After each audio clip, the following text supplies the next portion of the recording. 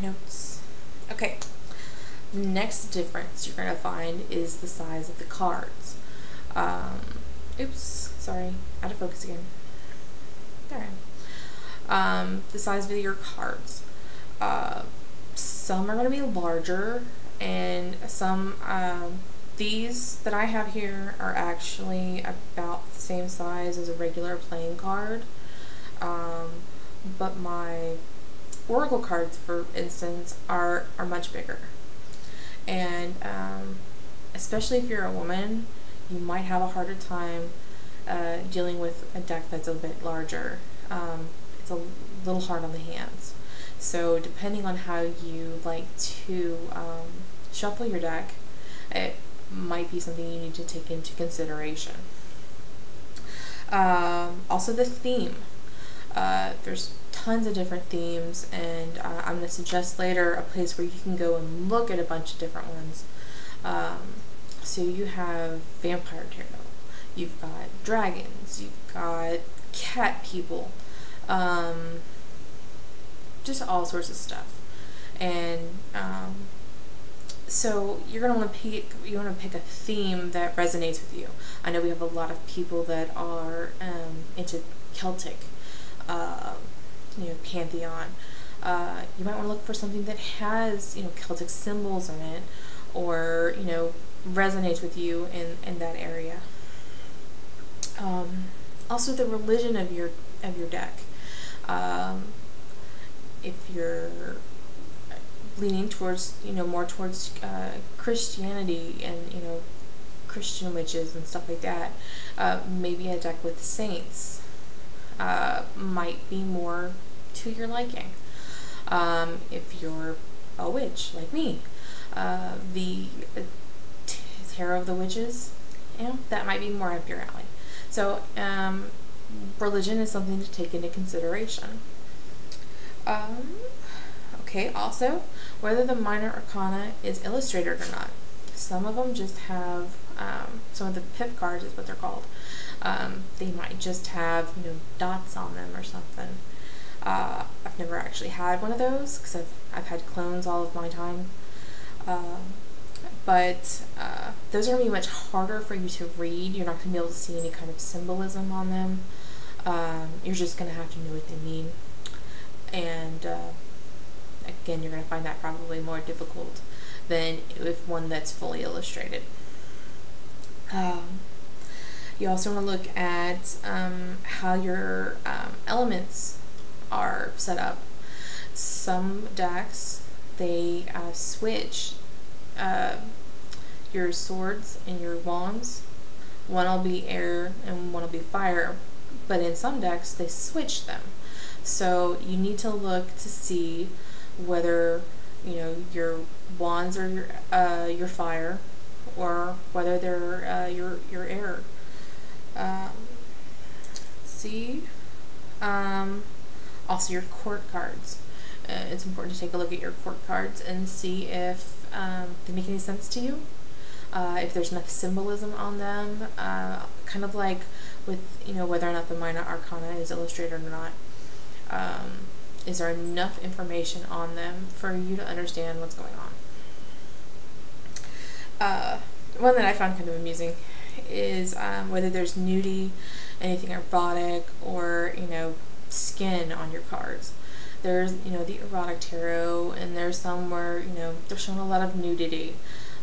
If nudity isn't your thing, don't buy a deck that has nude people in it. That's a little obvious, but it is out there. Especially also if you have kids and you don't want them in that, then that's something to take into consideration. The last thing we're going to look at is with regard to choosing a deck is how big the companion book is. Now I'm like really spoiled with this one because with the Shadowscaped, my book is this big. It really is huge. And it was actually written by, I'm sorry, we're out of focus. I moved. It was written by Stephanie and another lady. And, she put, I need to stop moving. There we go. She put a lot of information about, why she did the things that she did in the different cards. And I keep going out of focus. Sorry.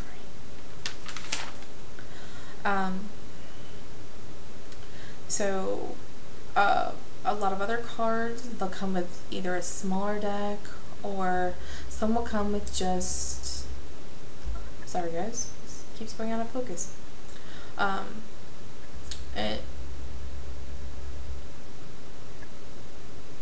Okay, this is getting annoying. Some decks will come with just like a little bitty white pamphlet that tells you like a little bitty general meaning about the cards. And you know, it's like 4 pages long and there's like nothing to it. So then you have ones like mine that are like enormous. So that's something to something to take into consideration when you are choosing your deck. Now, you may want to check out some reviews on your deck, or see if you can find some of the art to look at before you choose one over another. My favorite place to do that is called Eclectic Tarot, and I'm going to focus. Okay. Eclectic Tarot. It's awesome. They have a lot of decks out there. You can take a look at some of the cards. It'll show you both the court cards and the minor arcana cards. And they also have a really great forum over there, and a good class, an ebook. So they got a lot going over at Eclectic Tarot. It's really good stuff. Now, where can you buy tarot cards? Metaphysical shop. And also, note, if you go to a metaphysical shop, there is a possibility they may have a demo deck for you to flip through. Some do, some don't, but there is always a possibility. So local metaphysical shop is, you know, the first place to check out. I have several favorites in Houston, so if you need any suggestions, give me a call. You also got, you know, your Amazon.com, your BarnesandNoble.com. You can go to the, you know, people that distribute them. You've got Llewellyn, and you've got those game people. I forgot what they're called. Of course, my other 2 decks are from those people too. I don't remember what they're called. I have them on Twitter though. Now, you can also buy them a lot of times used.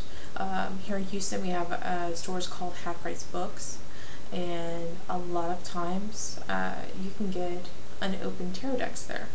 So either stuff that didn't sell well in, you know, Barnes and Noble, and, you know, if we had Borders anymore, you can usually find them there for a really good price.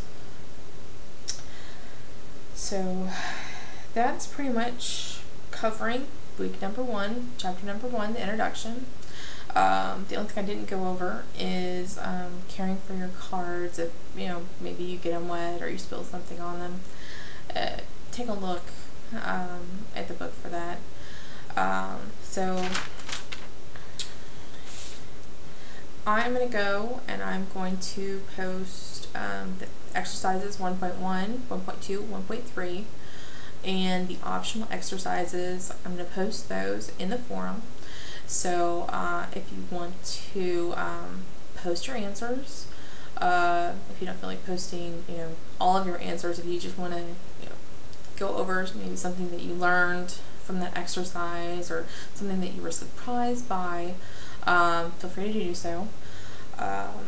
Myself and some of our other more professional and more experienced readers are going to be looking over everything and, you know, try to give you some feedback.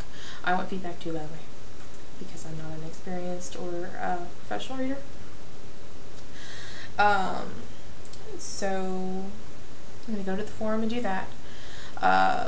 Please remember, if you're going to respond to someone, put their name first. So when we all get an email that says, hey, so-and-so, you know, good job, or I hadn't thought of that. That way that person knows that you're talking to them. It's just a little bit easier, because we're all going to get like 800 emails because there's like 15 of us. You have no idea how much email we're going to be able to generate. So there's that. And also, if you have any questions, please go to the question discussion and post them there, so they don't get lost in the discussion threads for, in the introduction chapter. So that's all I've got. I hope you enjoyed this week, and I hope the video wasn't too terrible. I may try to re-record it tomorrow without possibly all of the unfocusing and whatever else. But that's it. Have a great week, and I will see you next week.